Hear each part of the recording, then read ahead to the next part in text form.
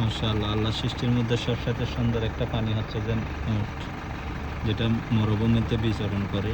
কিন্তু এই জিনিসটার মধ্যে আল্লাহ এমন কিছু গুণাবলী দিছে যেটা আমরা অনেক সময় বই, কোরআন, হাদিসেও পাইছি। আর এটা আমরা সামনে থেকে আমি অনেকবারই জিনিসটা দেখছি।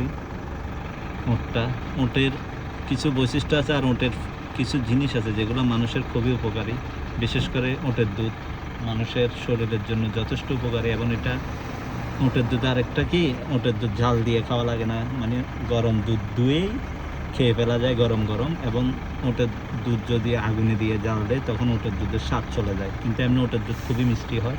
আর তার গোশতের কথা তো মাশাআল্লাহ, আমি অনেকবারই খাইছি। হঠাৎ করে এখানে গাড়িতে অপেক্ষা করতেছিলাম, দেখতেছি একজন হয়তো বা আশা করি এটা বিক্রি করবে, না হয় কোনো বিয়েতে জবে করবে, এই জন্য এই উদ্দেশ্যে নিয়ে যাচ্ছে আর কি, গাড়িতে বাঁধায়।